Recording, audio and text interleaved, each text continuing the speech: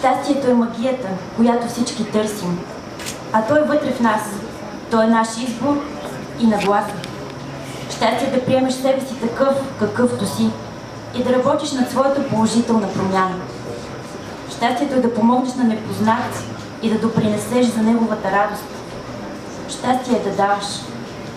Щастие е всяка сутрин да се събуждаш благодарен. Щастието е в любовта, онази всеобщата, всечовешката любов. Любовта, която вдъхновява. Любовта, която създава. Поема страданията на другите. Любовта, която прощава. Щастието е вътрешното удовлетворение, че си важен в този свят. Защото, както знаете, всички ние сме значими. И както е казал авторът на книгата "Съкровищата на щастието", щастието е наше рождено право. Ние просто трябва да повярваме в това. Предстои да видим кратко видео с историята, откъде е започнала идеята за Международния ден на щастието. В него се говори за идеите и целите, които вече 5 години си поправят път, за да може все повече хора по света да използват щастието като основната цел в живота си. Днес при нас, специално по повод Международния ден на щастието, е господин Ангикар Саша Джорджевич. Човек, който можем да представим по много и различни начини. Човекът преплува Ла-Манша няколко пъти. Човекът участва в ултрамаратон, в който е изтичал, забележете, 1600 км за 15 дни. Човекът изкачил един от най-трудните върхове в Алпите – Матерхорн. Човекът работил дълги години в УНИЦЕФ в Ню Йорк и Женева. Да, той е един щастлив човек, който днес е тук, за да ни разкаже за важността на щастието в човешкия живот. За това как може да се постигнат неподозирани за ума и физиката възможности. Заповядайте на сцената, господин Джорджевич. Благодарим ви, че днес сте тук с нас. Ако може сега да коментирате важността на ООН в настоящия момент, работата за мир, както и връзката между щастието и мира, това е изключително актуална тема в момента, предвид обстоятелствата в страната ни. Моля, заповядайте. Hello everyone, I'm very happy to be here in Sofia. Здравейте всички, радвам се да ви видя в София. Sofia is one of my favorite places in the world, believe it or not. София е една от моите любими места на света, вярвате или не. I have many dear friends in this city and I always gladly come here. Имам много скъпи приятели в този град и винаги е удоволствие да идвам тук. And special thanks to Lily, who is organizing this event. It takes a lot of courage and energy to do it and I'm happy to be part of it. И специални благодарности за Вили за този специален случай и тази организация, която тя е направила. As I was told in the introduction, I spent 11 years working for United Nations. Както казаха в въведението, аз прекарах 11 години в служба на ООН. There is no person in the world that doesn't know what United Nations is. Няма човек на света, който да не знае какво е ООН. But very few people in the world actually know everything that United Nations does for this world. Но много малко хора знаят всичките неща, с които се занимава ООН. For example, we all know that there is a headquarters in United Nations where we have a General Assembly and Security Council. Знаем, например, за щаба на ООН и за съвета за сигурност, където заседават. And this is very important because it provides a forum for all the nations in the world to come together and exchange their opinions on the different burning issues that we have in humanity. И това място е важно, тъй като то събира като форум различни държави, които да обсъждат важни, горещи теми помежду си. Because very often we all have a different views on how a certain problem can be solved. Тъй като ние всички имаме често пъти различни гледни точки и виждания как да разрешим определени проблеми. And the United Nations provides opportunity that different views come to a certain agreement that is good for the whole world. И ООН предоставя тази възможност различните гледища да се съберат и да се обсъди едно общо решение. This is very important because it helps to solve the differences in very peaceful way. И това е важно, тъй като то позволява различията да бъдат разрешени по един мирен начин. Aside from headquarters of the United Nations, or how we call it, United Nations Secretariat, освен щаба на Обединените нации, където е генералният секретар и секретариат, there are tens of thousands of people that work in a different United Nations agencies. Има още десетки хиляди служители, които работят в различни агенции на ООН. For example, we have some of you have heard about the UNICEF, which deals with the children and their well-being and mothers. Например, всички сте чували за УНИЦЕФ, която се грижи за децата, за тяхното благоденствие, благополучие. Or UNHCR, which deals with the refugees. Или друга агенция, която се занимава с бежанците. Or UNDP, that deals with development of the whole world, provides the means for that. Също така UNDP или организация на ООН за благоденствието, Or World Food Program that feeds many hundred people around the world. Или също програмата, която се отнася за прехраната. And there are many more parts of the United Nations that you don't even know the names of the agencies, and that do the great things for the whole planet.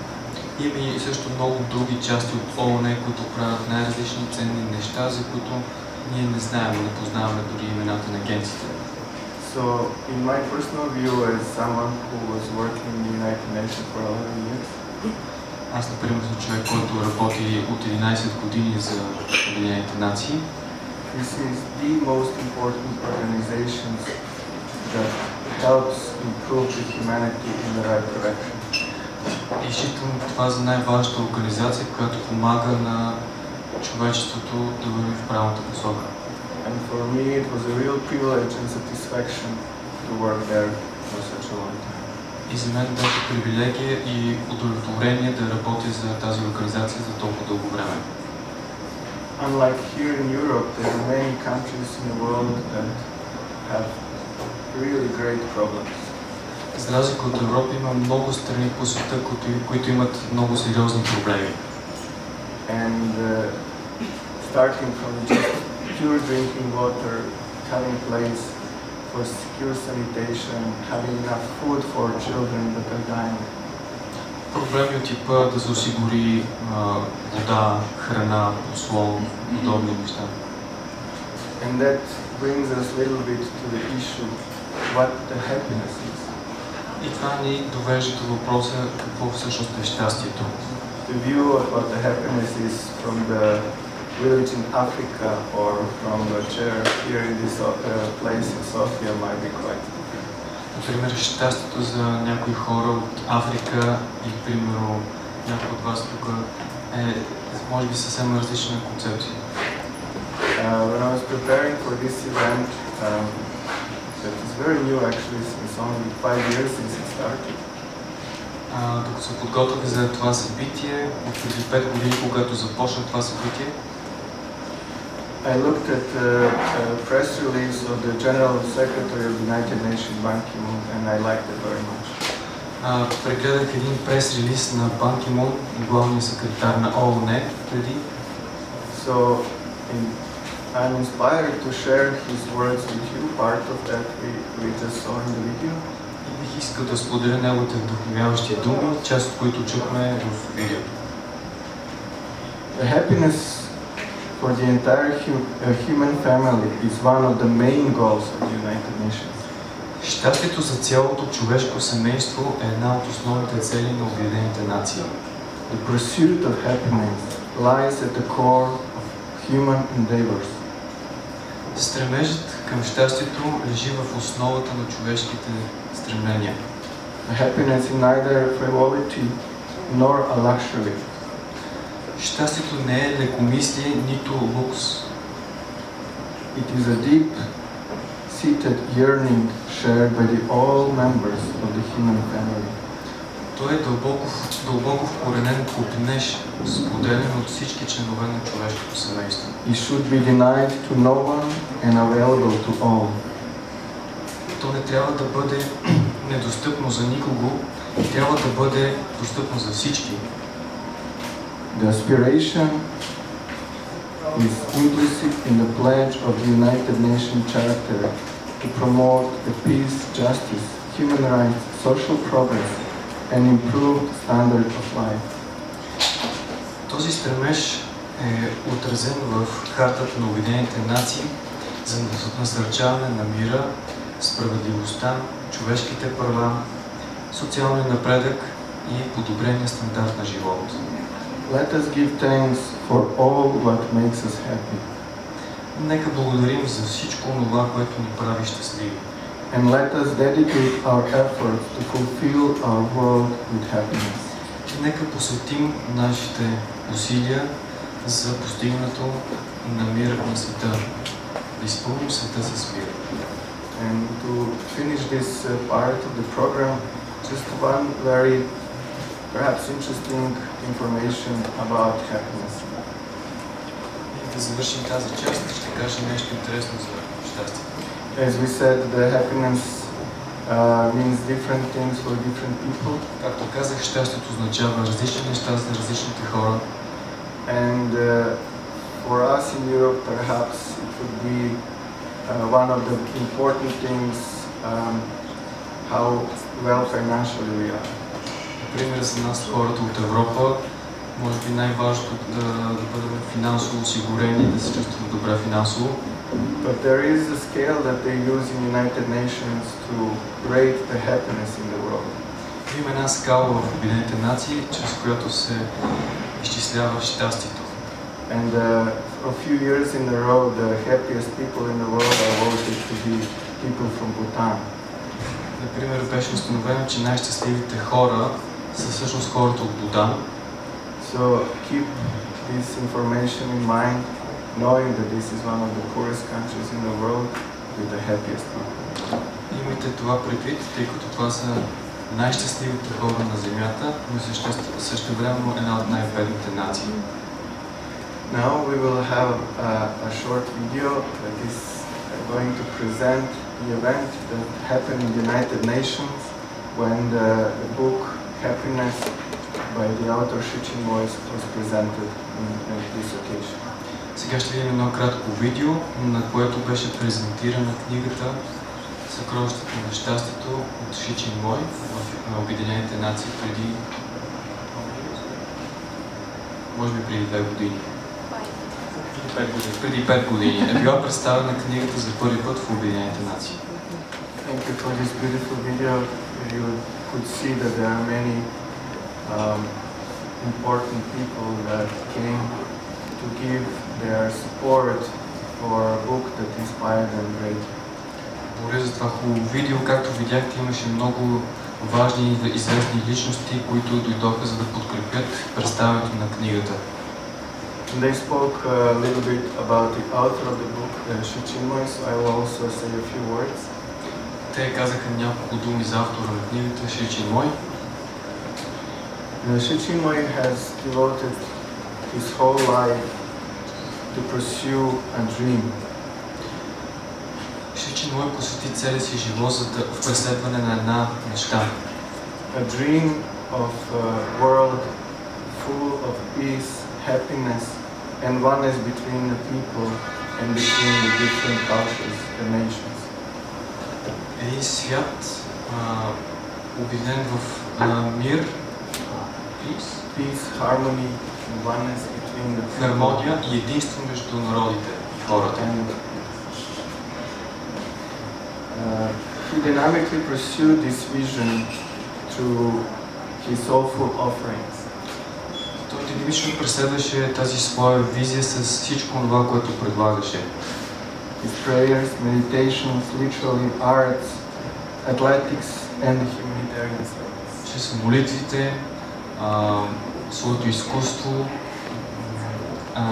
атлетиката, литературата, изкуството, музиката и хуманитарната си служба. In many ways, this project fosters an ancient and universal values. По много начини този проект насърчава древни и универсални ценности, which underline all cultures and faiths. Който почитава всички култури и вери. Shu Chinmoy was a really prolific writer. He has written about 1,600 books. Ши Чинмой е един много плодовит автор, написал около 1600 книги. And in those 1,600 books, about 100,000 are poems. Около 1000 от тях са поеми. He also wrote essays, stories. Той също написал есета, истории. And the plays also. А също така и пиеси. In the words in his books, he conveyed the richness and diversity. В своите книги той разкриваше богатството и разнообразието of the quest for peace and self-understanding. В търсенето на мира и разбирането за себе си. Many great publishers in the world have published his book, like Simon & Schuster. Много известни издателства са публикували неговите книги, като Simon & Schuster, Harper and Row, Watkins and many others. И други известни издатели по света. Shu Chinmoy saw aspiration. Ши Чинмой гледаше на стремежа, the heart's caseless yearning, стремежа на сърцето, копнежа на сърцето, for higher and deeper realities, за по-висши и по-дълбоки реалности, as a spiritual force behind all great advances in human life. Като духовната сила за всички по-важни напредъци на човечеството. By living in the heart and aspiring, като живеем в сърцето и се стремим for continual self-transcendence, за непрекъснато събеднаване. He feels we can all bring forward the best in ourselves. Той чувства, че ние можем да извадим на преден план най-доброто от себе си. And find our path to true satisfaction. И да намерим пътя към нашето истинско удовлетворение. This book is a great compilation of his writings with many jewels. Тази книга е една компилация от негови писания с много скъпоценни бисери в нея. Some of the chapters in the book include self-transcendence, strength, enthusiasm. Някои от главите засягат теми като събеднаване, ентусиазъм. And in this book, Shu Chinmoy tries to offer an additional way to human beings to find happiness. И тази книга на Ши Чинмой е още един начин, по който ние можем да намерим щастието. He's trying to inspire all human beings to look for happiness not only in the outside world, Ши Чинмой ни вдъхновява да търсим щастието не само в външните прояви, but also inside us, in our deeper self. но също така и вътре в нас, в нашата дълбока същност. Many people will ask what is inside ourselves. Много хора биха си задали въпроса какво има вътре в нас. But beside all these qualities that we have as a human being, Но освен качествата, които ние имаме като човешки същества, we also have a divine being inside ourselves. ние също така имаме и божествена същност вътре в нас. And this being can be a source for all the things that we are looking outside. И тя може да бъде източника за всичко това, което ние търсим на външен план. These writings of Shu Chinmoy have greatly inspired me. Всички тези писания, книги на Ши Чинмой ме вдъхновиха много. And there were great guidelines for me where to look for the endless source of energy. Там аз намерих безценни напътствия, къде да намеря източник на енергия за себе си, за да действам. Or deeper spiritual force of peace. Или по-дълбока духовна сила на мира. By using this inner wealth that we have, we can achieve many incredible things in our life. Използвайки това голямо вътрешно богатство, ние можем да постигнем много неща в външния свят, в живота си. In his life, he was a great example showing that there is no end to human achievements. Със своя живот той даде пример, че няма граници на човешките постижения. He wrote so many books that I cannot read even half in my entire life. Той написал толкова много книги, че аз дори не мога да прочета и половината от тях. He composed about 23,000 songs. Той композирал около 23 000 песни. He has started so many great cultural and peace-related activities in the world that are part of the lives of the thousands and millions of people. Културни и свързани с мира инициативи по целия свят, с които са свързани хиляди хора по света. There's almost no important person in the world of politics or culture or arts that has not met with Sri Chinmoy in his life.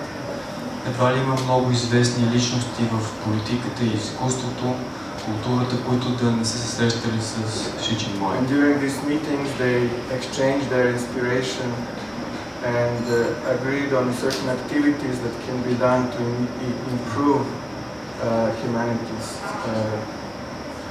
progress.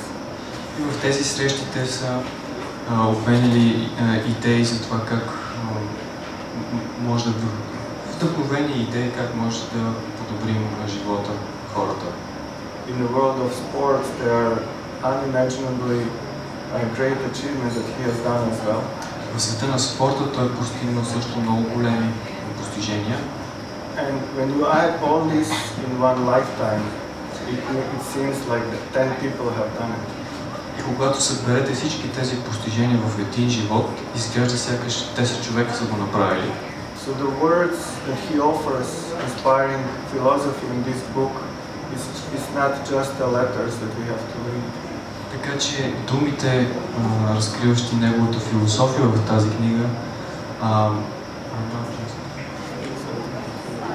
не са просто думи, които четем. It is the direct proof of what he is doing in his life, saying, yes, this is possible, this is how it can be achieved. Те са директно доказателство за това, което той е постигнал. С думите ми казани, това е постижимо. And this was direct inspiration to me, knowing that someone has done it, and then I ask myself, why cannot I do it? И за мен това е голямо вдъхновение. Ако някой го е направил, защо и аз да не мога да го направя? And it will take a long time if I tell you about all my life adventures. Ще отнеме много време, ако трябва да ви разкажа за всички мои преживявания, приключения в живота ми. But if I can sum this up in a few words, ако трябва да ги сумирам с няколко думи, you are the limitless human beings. There is no end to your achievements. Вие сте безгранични човешки същества, няма граници на вашите постижения. And you just have to believe in that and try to achieve. И просто трябва да вярвате в тях и да се опитате да ги постигнете. And in the words of Sri Chinmoy, to close this presentation, и чрез думите на Sri Chinmoy да завършим тази презентация, he has one aphorism that I like very much. Има един афоризъм, който аз много обичам. The happiness is a birthright of every human heart. Щастието е рождено право на всеки човек. Thank you very much. Всеки живот.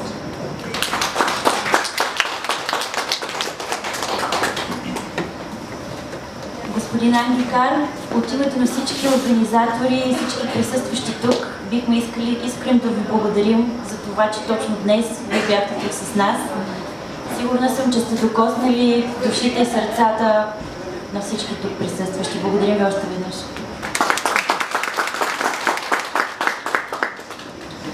А сега предстои да чуем откъси от книгата "Съкровищата на щастието". От тази книга е четено на първото мероприятие при обявяването на деня 20 март за Международен ден на щастието в централата на ООН в Ню Йорк. При нас под музикален акомпанимент на живо също ще се отвори ковчежето с бисери на мъдростта и радостта от популярната книга, която е дала началото на честването на празника. Автор на книгата е Шри Чинмой. Той е световно известен духовен водач, признат миролюбец и хуманитарен деец. Той води медитации за мир в ООН по покана на генералния секретар УТАН в продължение на 37 години и е сложил начало на множество културни и спортни прояви в полза на световната хармония. Посвещава живота си на идеята за постигане на хармония в света и осъществяването на неограничения потенциал на човешкия дух. Той е вдъхновител на множество инициативи за мир, които свързват милиони хора по цял свят в дух на приятелство и единство. И както Шри Чинмой казва, моята крайна цел е силата на любовта да замени любовта към силата във всеки човек. Моята крайна цел е целият свят да крачи заедно в мир и единство. За създаване на приятна атмосфера на хармония и единство, за нас ще свирят специално вокална инструментална група Blue Flower. Групата е създадена през 1998 година и е дала много концерти в САЩ, Италия, Австрия, Швейцария, бивша Югославия, България, Гърция и Унгария. Мирът сам по себе си е сила. Притежавате ли вътрешен мир, вие можете да изпитате радост и наслада, когато се намирате във външния свят. Ако в ума ви има мир, външният свят може да е във вашата власт. Където и да отидете, ще възцарявате своя мир. Ако ви липсва мир, който да предложите, тогава ще проявявате единствено безпокойство и агресия. Мирът започва, когато осъзнаем, че светът не се нуждае от нашите указания. Агресията обикновено възниква, когато човек реши, че знае истината и че другите не я приемат.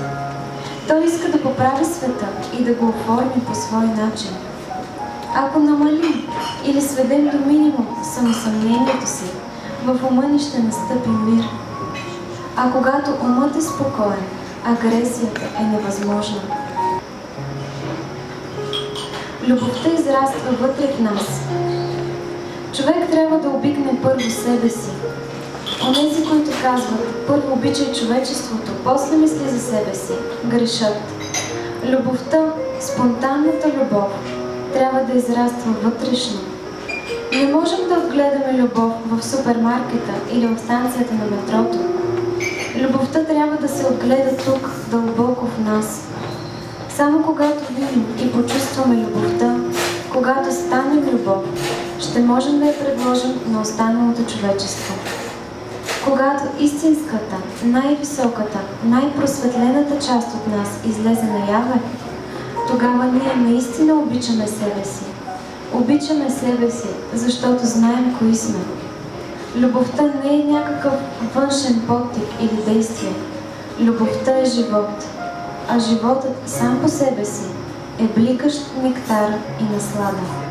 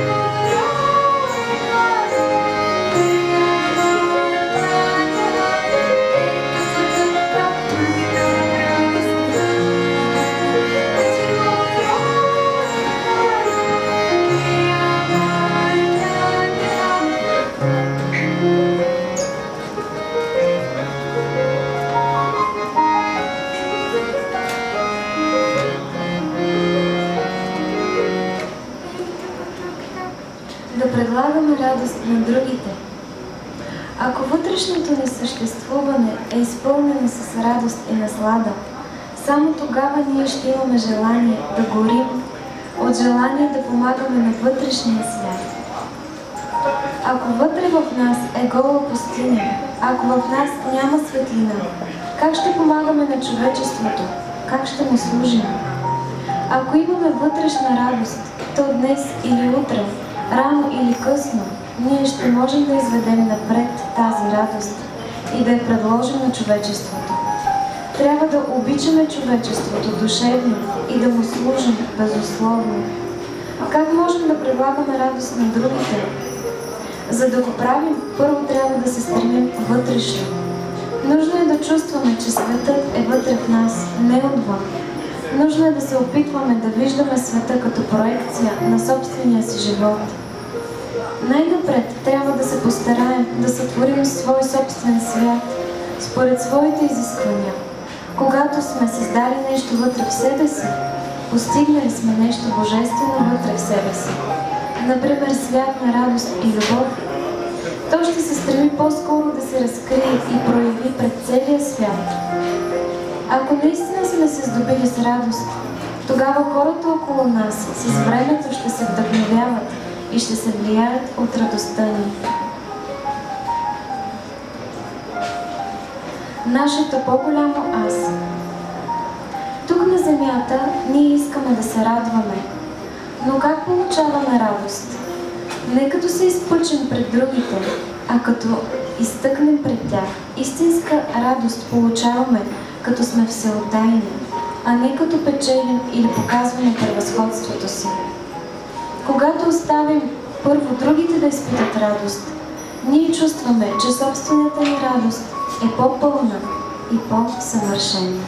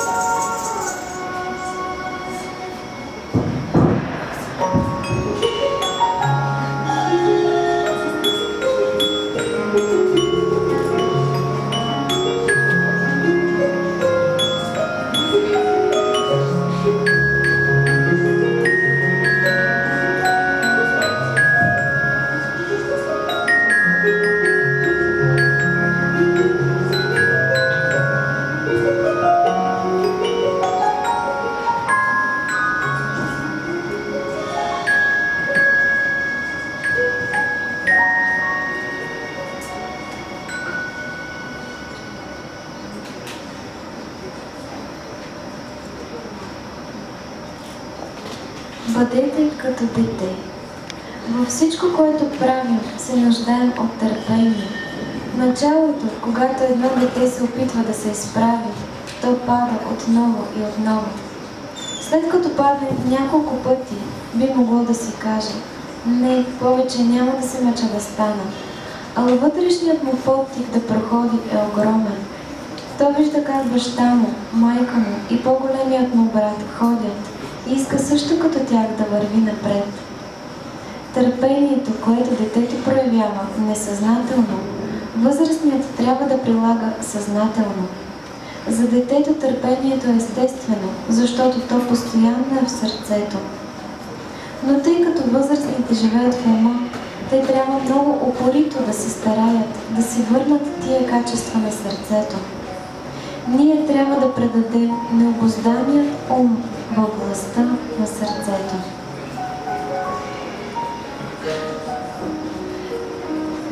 Да станем по-добри хора. Най-важното и най-значимото достоинство в човешкия ни живот е благодарността. За жалост, ние не успяваме някак да не проявяваме това достоинство в мислите или в делата си. От самото начало на нашия живот сме се научили да не го изразяваме. Затова имаме съвсем малко, тъкмо от онова, от което най-много се нуждаем, за да станем по-добри хора. Нещата, които най-много заслужават нашата благодарност, ние приемаме за даденост. Без въздух не можем да живеем повече от минута-две. Всеки ден дишваме и издишваме, но благодарни ли сме някога на въздуха? Ако не пием вода, не можем да оцелеем. Дори тялото ни се състои до голяма степен от вода. Ценим ли обаче водата? Всяка сутрин, щом отворим очи, виждаме как слънцето благославящо ни дарява със светлина и животворна енергия, която ни е съдбовно нужна. Ала благодарни ли сме на слънцето?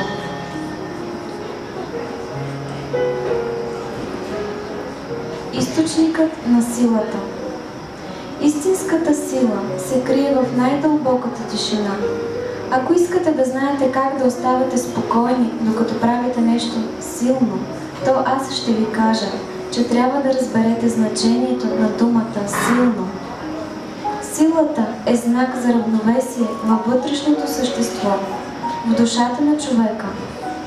Ако имате свободен достъп до вътрешното си същество, до своята душа, то външното ви действие неизбежно ще е спокойно. Не е нужно да размахвате ръце и да изтъпвате външните си способности. Това не е драматичен спектакъл. Ако знаете какво носите вътре в себе си и какво сте отвътре, ако имате свободен достъп до вътрешното си същество, вие непременно вкусвате блаженството на тишината. И ако вкусвате блаженството на тишината, вие винаги сте спокойни във външните си действия. Силното действие е отражение на вътрешното равновесие. Това силно действие не е енергичен импулс или нещо, което е видимо в самото движение. Не, вие получавате тази сила единствено в безмълвната невъзмутимост, в самото сърце на тишината.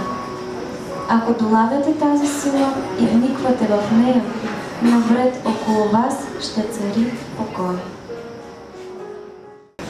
Днес към нашата прекрасна инициатива се присъединиха и едни малки художници, чието шедьоври може да разгледате по-късно вляво от мен.